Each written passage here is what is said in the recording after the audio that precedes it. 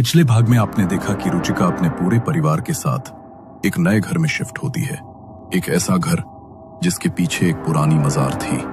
एक दिन रुचिका उस मजार पर चली जाती है और उसके बाद उसके साथ अजीबोगरीब डरावनी घटनाएं घटनी शुरू हो जाती हैं। रुचिका कमरे में हो रही अजीब घटनाओं से बुरी तरह डर जाती है और दौड़कर रसोई में अपनी मां के पास पहुंचती है। वो उनसे लिपटकर रोने लगती है। तभी उसे अपनी मां की आवाज अपने पीछे से सुनाई देती है और तभी उसे एहसास होता है जिससे वो लिपटकर रो रही थी वो उसकी मां थी ही नहीं। रुचिका डर के मारे चक्कर खाकर जमीन पर गिर पड़ती है। अब आगे बीना रुचिका के चेहरे पर पानी छिड़कती है। थोड़ी देर बाद रुचिका की आंखें खुलती हैं। वो सहम जाती है और मां से लिपटकर रो पड़ती है। बेटा ठीक तो है तू? इतना भी क्या घबरा रही है?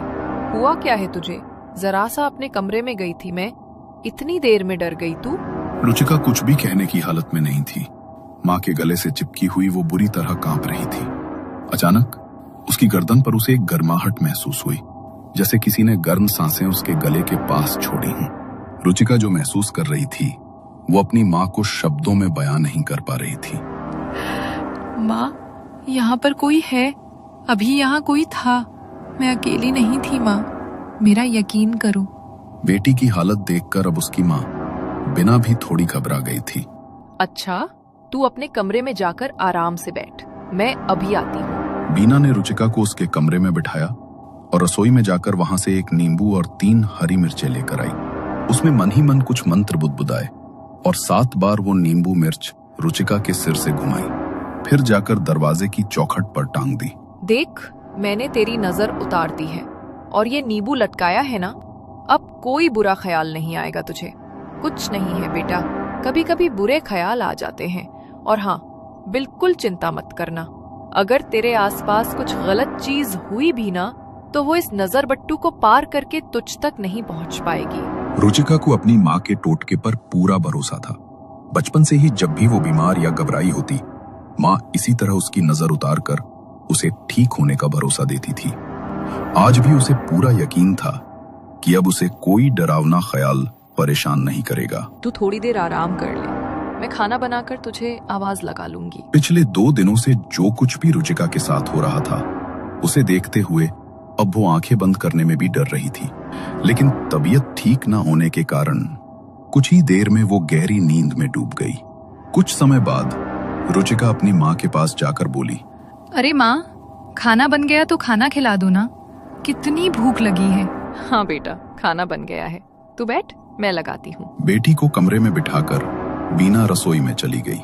उसने थाली में खाना सजाया और जब वापस लौटी तो सामने का नजारा देखकर उसका खून जम गया। रुचिका जमीन पर बैठी थी।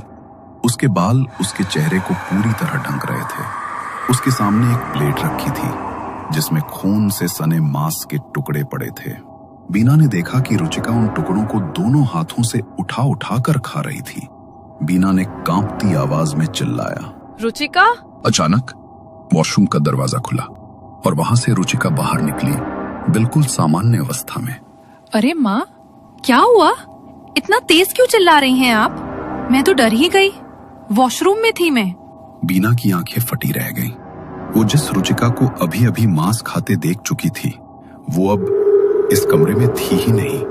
बेटा, अभी मैंने देखा तू यहाँ जमीन पर बैठी थी और खून से लिपटे मांस के टुकड़े खा रही थी। वो नजारा बहुत ही भयानक था बेटा, मैं तुझे कैसे समझाऊं? लेकिन अगर तू बाथरूम के अंदर थी तो फिर मैंने यहाँ जो देखा वो कौन था? अरे मम्मा, जब मैं वॉशरूम में थी तो कमरे में कैसे नजर आ सकती हूँ? और मैं कब से नॉन वेज खाने लगी? आप भी ना पता नहीं क्या क्या देख लेती हो। एक इंसान एक ही समय में 2 जगह पर कैसे हो सकता है? आप भी अजीब बात करती हैं। अचानक ही रुचिका को अपने चेहरे पर पानी की कुछ बूंदें महसूस होती हैं। वो घबराकर इधर उधर देखने लगती है और तभी सच्चाई सामने आती है। वो तो अपने कमरे में गहरी नींद में सो रही थी। उसकी माँ उसके सिरहाने खड़ी थी, हाथ में पानी का लोटा लिए और उसके चेहरे पर पानी छिड़क कर जोर जोर से हिला रही थी। अरे बेटा, कितनी गहरी नींद में चली गई थी तू। कब से तुझे उठाने की कोशिश कर रही थी, लेकिन ऐसा लग रहा था जैसे तेरे कानों तक मेरी आवाज पहुंच ही नहीं रही। तब जाकर तेरे चेहरे पर पानी छिड़का है। क्या हुआ बेटा, तबीयत अभी भी ठीक नहीं लग रही क्या? ओह माय गॉड, ये एक सपना था। अच्छा, अब ये सब छोड़, चल खाने के लिए आजा, कब से तेरा इंतजार कर रही हूँ। इतना कहकर बीना रसोई की तरफ चली जाती है।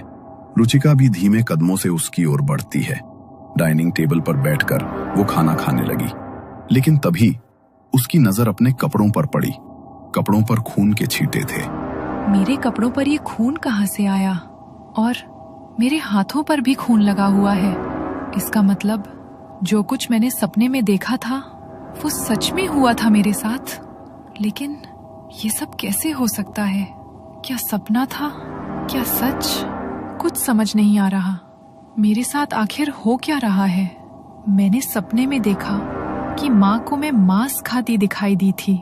तो क्या मैंने सच में मांस खाया? अगर नहीं खाया तो ये खून कहाँ से आया? और अगर खाया है तो फिर माँ को तो मैं बाथरूम से आती दिखी थी। वो क्या था? मैं पागल हो जाऊंगी। कुछ बहुत अजीब हो रहा है मेरे साथ। अपने हाथों पर खून देखकर रुचिका की भूख बिल्कुल खत्म हो चुकी थी। वो उठकर अपने कमरे की तरफ जाने लगी, लेकिन तभी उसकी नजर दरवाजे की चौखट पर टंगे नींबू मिर्च के टोटके पर पड़ी, जो अब काले रंग का पड़ चुका था। और उसके ठीक नीचे जमीन पर चमेली के फूल बिखरे हुए। मम्मा, जल्दी आओ, ये देखो, ये क्या हो गया? रुचिका की घबराई हुई आवाज सुनकर उसकी माँ तेज कदमों से उसके कमरे की तरफ आई। अब क्या हुआ बेटा? रुचिका ने कांपते हुए नींबू मिर्च की ओर इशारा किया। बीना ने जैसे ही देखा, उसकी सांसें थम सी गईं। हे भगवान, ये क्या हुआ? इसका मतलब हमारे घर में ऐसा कुछ तो है जिसके असर से ये टोटका काला पड़ गया है। लेकिन ऐसा क्या है माँ जिससे ये ऐसे झुलस गया? मुझे बहुत डर लग रहा है माँ, और बार बार अजीब ख्याल आ रहे हैं। ऐसा लगता है जैसे कोई मेरे आसपास है जो मुझे छूने की कोशिश कर रहा है। मैं अब यहाँ अकेली नहीं रहना चाहती माँ।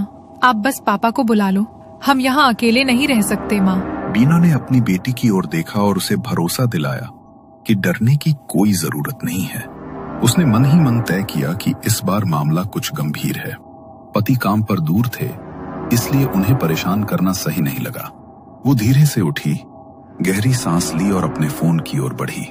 मन में एक ही ख्याल था, अब किसी जानकार की मदद लेनी होगी। उसने पंडित जी का नंबर मिलाया और पूरे घर में हो रही अजीब घटनाओं के बारे में बताया।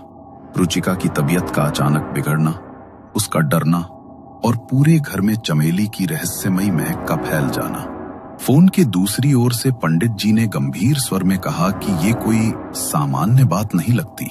उन्होंने आश्वासन दिया कि वे खुद आएंगे और सब देखेंगे। बीना ने राहत की सांस ली, लेकिन उसका मन अब भी बोझिल था। दोपहर के खाने के बाद पंडित जी उनके घर पहुंच गए थे। मैंने जो भी सामग्री कही थी वो सब आपने तैयार कर ली है ना? जी पंडित जी, सारी तैयारी हो गई है। गृह शांति के लिए हवन कर दीजिए। मुझे बहुत घबराहट हो रही है। पता नहीं, बार बार मन में ऐसा ख्याल आ रहा है कि कोई बहुत बड़ी अनहोनी होने वाली है। हिम्मत से काम लीजिए, जितना मुझसे बन पड़ेगा मैं अवश्य करूंगा। पंडित जी कुंड में अग्नि प्रज्वलित करते हैं और मंत्र पढ़ना शुरू कर देते हैं। तभी हवा का एक तेज झोंका आता है और हवन कुंड से आग की लपटें उठकर सीधा पंडित जी के कुर्ते में लिपट जाती है। पंडित जी के कुर्ते में आग लग गई थी, जिसे देखकर बीना और रुचिका बुरी तरह से घबरा गए थे। रुचिका अपनी जगह से उठने लगती है, तभी पंडित जी इशारे से उसे बैठे रहने का संकेत देते हैं और अपने कुर्ते का जलता हुआ हिस्सा फाड़ कर अलग कर देते हैं। पंडित जी लगातार मंत्र पढ़ रहे थे और मंत्र पढ़ते हुए उन सभी ने महसूस किया कि हाल में एकाएक तेज खुशबू फैलने लगी है और उसी के साथ एक एक करके कमरे में जल रहे बल्ब फूटकर जमीन में गिरने लगते हैं। चारों ओर तेज ठंडक का एहसास होना शुरू हो जाता है और उसी पल रुचिका का दुपट्टा उसके कंधे से उतरकर हवन कुंड में जा गिरता है। माँ, कोई है यहाँ? किसी ने मुझे छुआ। और मेरा दुपट्टा मेरे दुम्हे से खींचकर आग में फेंक दिया। मैं उसे महसूस कर सकती हूँ माँ, वो मेरे आसपास ही है। शांत हो जाओ, ये अभिमंत्रित जल है। इसके छींटे पूरे घर में देने होंगे। इससे घर का शुद्धिकरण हो जाएगा और जो भी बुरा साया यहाँ है उसे यहाँ से जाना ही होगा।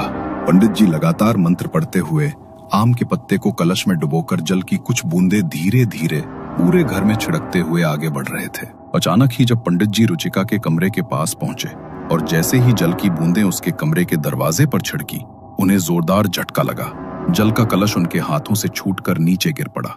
ये कमरा मनहूस है। ये कमरा, अपनी बच्ची को इस कमरे से दूर रखिए। आपकी बच्ची को कोई वहम नहीं हो रहा।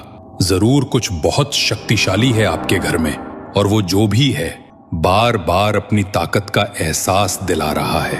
आपकी बच्ची को खतरा है, बहुत बड़ा खतरा। लेकिन पंडित जी, आपके पास कुछ तो उपाय होगा। मुझे पूरा यकीन है पंडित जी, आप चाहेंगे तो हम इस मुसीबत से जरूर बाहर निकल जाएंगे। मेरे चाहने न चाहने से कुछ नहीं हो सकता। मैं सिर्फ प्रयास भर कर सकता हूँ, बाकी जैसी ईश्वर की इच्छा। पंडित जी बिखरे जल को वही छोड़ वापस अपने हवन कुंड के पास आते हैं और एक बार फिर से मंत्र पढ़ना शुरू कर देते हैं। माँ, वो देखो उधर सामने दीवार पर धुआं दिखाई दे रहा है, जैसे किसी ने अगरबत्ती जलाई हो। उधर ध्यान देना बंद कर दे बेटा, और अपना ध्यान पंडित जी के मंत्र की ओर केंद्रित कर। वो जो कोई भी है, वो यही चाहता है कि तुम अपना ध्यान इस शांति पाठ पर ना लगाकर उसकी तरफ लगाओ। वो तुम्हें डराना चाहता है रुचिका, लेकिन तुम्हें डरना नहीं है। रुचिका की माँ अभी रुचिका की हिम्मत बढ़ा ही रही थी कि तभी अचानक कमरे में एक तेज आंधी चलती है और छत पर लगा हुआ झूमर आकर सीधे पंडित जी के सर पर गिर पड़ता है। ये सब कुछ इतनी जल्दी हुआ था कि रुचिका और उसकी माँ को सोचने, समझने और संभलने का मौका तक नहीं मिला था। अगले कुछ ही मिनट में पूरे कमरे में खून ही खून फैल गया था और पंडित जी अचेत होकर जमीन में पड़े हुए नजर आ रहे थे। अपनी आंखों के सामने पंडित जी की ऐसी हालत देखकर बीना और रुचिका दोनों का डर से हाल बेहाल हो जाता है। किसी तरह वो दोनों मिलकर पंडित जी को अस्पताल पहुंचाते हैं, जहां पर डॉक्टर बताते हैं कि उनके बचने की संभावना बेहद कम है। डॉक्टर की बात सुनकर रुचिका और उसकी माँ का चेहरा डर से पीला पड़ गया था। ये सब कुछ मेरी वजह से ही हो रहा है ना माँ, इन सब की जिम्मेदार सिर्फ और सिर्फ मैं हूँ। तुम ऐसा बिल्कुल मत सोचो बेटा। पंडित जी के साथ जो कुछ भी हुआ उसका दुख मुझे भी है, लेकिन ये समय घबराने का नहीं है। हमें ये सोचना है कि किस तरह तुम्हें इस मुसीबत से छुटकारा दिलाया जाए। तुमने देखा ना माँ, उस काली शक्ति ने पंडित जी के साथ क्या किया। ये कोई हादसा नहीं था माँ। तुम्हारा दिल जानता है कि ये सब क्यों हुआ और इसके लिए कौन जिम्मेदार है। तो क्या चाहती है तू? तुझे मरने के लिए छोड़ दूं? अरे तेरी माँ हूँ मैं। अपनी आखिरी सांस तक तेरी रक्षा करने की कोशिश करूंगी। कोई ना कोई तो होगा जिसके पास इस मुसीबत का हल होगा। हम मिलकर उसे जरूर ढूंढेंगे। क्या रुचिका और बीना ये समझ पाएंगी कि रुचिका के आसपास मंडरा रही वो काली शक्ति आखिर कौन है? क्या ये किसी पुरानी आत्मा का बदला है या फिर कुछ और? वो जानती थी कि अब कोई साधारण पूजा पाठ काम नहीं आएगा। उसे किसी ऐसे तांत्रिक की जरूरत थी जो इस अंधकार की जड़ तक पहुंच सके। लेकिन सवाल ये था, क्या वो समय रहते उस तांत्रिक को ढूंढ पाएगी या फिर ये काली शक्ति उनके पूरे घर को अपने साए में निगल जाएगी? कहानी में रहस्य की अभी कई परतें बाकी हैं। अगर कहानी आपको अच्छी लगी तो अगला भाग जरूर देखिए।